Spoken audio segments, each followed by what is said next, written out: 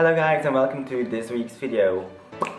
I'm gonna do something new on my channel, which is I'm gonna upload a video of me talking about gay related stuff every now and then, because I think it's something that has to be talked about and I'm gonna do it. It's as simple as that.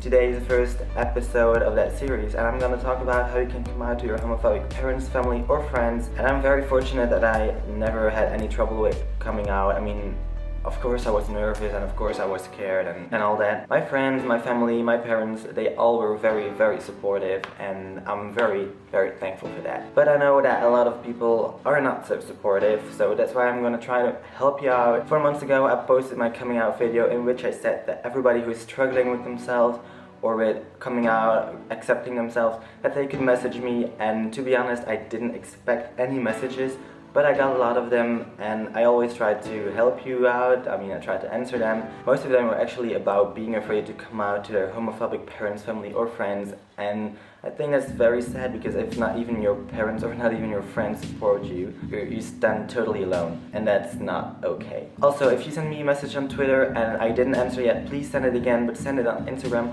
or Tumblr, because I cannot read all the messages I get on Twitter because a lot of them are spam messages. First of all, you have to understand the consequences of you being honest. Your honest disclosure may mean you have to face them crying, being angry or shouting things at you.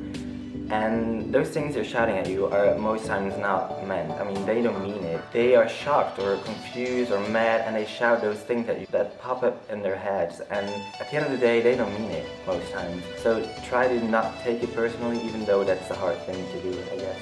Second thing that you have to realize is that it's your life and not anyone else's. So you're gonna have to live your life. No matter how dramatic or intense the reactions are, they should not influence you in any way possible. You should just live your life the way you are or you want to be.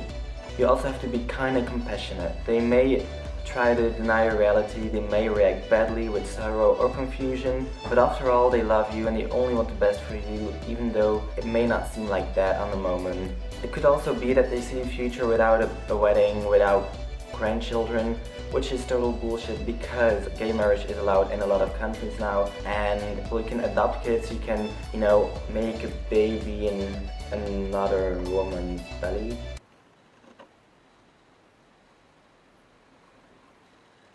You get me? Don't expect their approval, but make it clear you don't require their permission. You could say something like, I don't need your approval, but I'm hoping for acceptance and tolerance. Approval would be nice, but you don't need their approval to be who you are. Know when enough has been said. When you have told them what you have to say, when you allow them to have their say, enough has been said for one day, unless they want to talk about it, of course. After that, enough has been said, and you should just leave them alone for a while, so they can talk about it with each other, or they can think about it, or they can do whatever they want to do.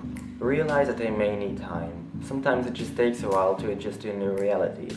You don't have to expect for everything to be normal again the next time you see them, and try to not make every conversation about it. Talk about normal things like the weather, I don't know. It will give them the hope that they can still have a simple, uncomplicated chat with you and that things can go back to normal again.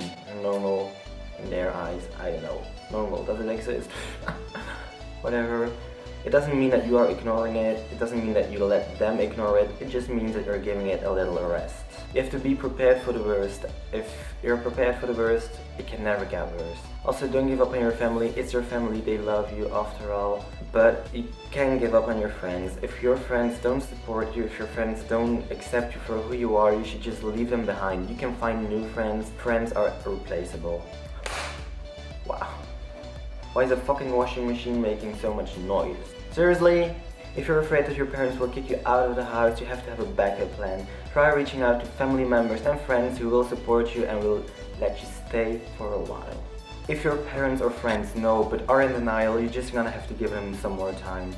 I know time is stupid, but you're gonna have to give it to them. Denial is often the first step on the path of acceptance. You have to remember, regardless of what your parents, family or friends say, you have to be who you are and not let stand anything in your way. Do what you need to do and be who you need to be. And if that means you're gonna have to take a break from your parents, then that might be what you need to do. And I want to close this video off by saying something that is so important.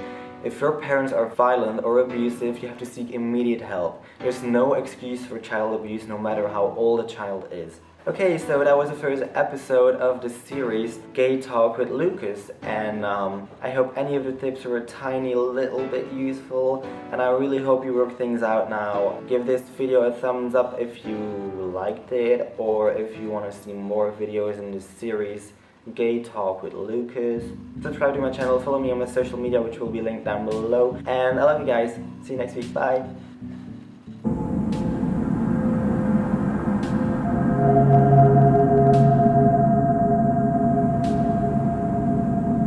Give them some time, because denial is often the first step of... Yeah, it's such a big fly!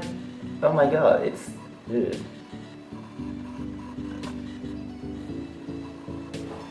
Wait, let me catch it.